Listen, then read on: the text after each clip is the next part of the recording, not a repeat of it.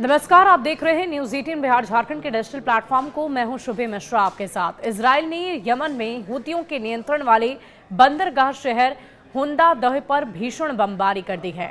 Israel का यह हमला एक दिन पहले रविवार को हुती विद्रोहियों के तेल अवीव में बेन गुरियन अंतर्राष्ट्रीय हमले के जवाब में किया गया था।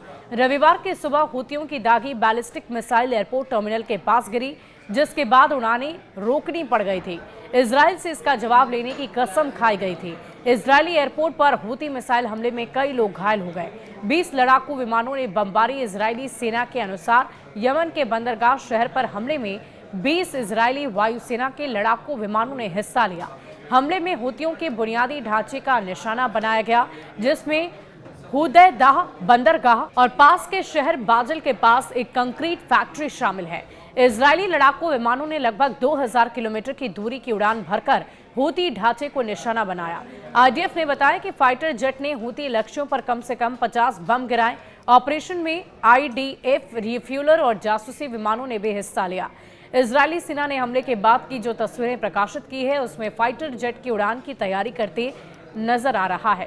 हुतियों की अर्थव्यवस्था पर भी यह हमला है। इजरायली सेना ने कहा है कि यह हमला हुती शासन की अर्थव्यवस्था और उसके सैन्य निर्माण के लिए एक बड़ा झटका है। बाजल कंक्रीट फैक्ट्री हुती आतंकवादी शासन के लिए एक महत्वपूर्ण आर्थिक संसाधन के रूप में काम करती है और इसका उपयोग सुरंग और सैन्य बुनियादी ढांचे के निर्माण के लिए किया जाता है। इसने कहा है कि हुदैदाह बंदरगाह का इस्तेमाल हुती आतंकी ईरानी हथियार, सैन्य जरूरतों के लिए उपकरणों और अन्य आतंकवादी उद्देश्यों के ट्रांसफर के लिए करते थे। जनवरी के बाद पहला हमला इजराइल ने किया है। यमन पर हमला इजराइल के खिलाफ बार बार किए गए और हमलों के जवाब में यही किया जा रहा है, जिसमें मिसाइल का प्रशिक्षण और मिसाइलों से बमबारी की तैयारी की जा रही है। यूएवी की इजरायली क्षेत्र और इसके नागरिकों को और लॉन्च किया जा रहा था। गाजा में युद्ध शुरू होने के बाद ये यमन से छठा इजरायली हमला था। वहीं इस साल जनवरी के बाद ये पहला हमला था।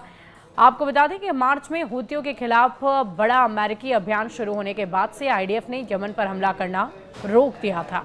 इस पूरी खबर को लेकर आप क्या कुछ कहते हैं, हमें कमेंट सेक्शन में लिखकर जरूर बताइएगा।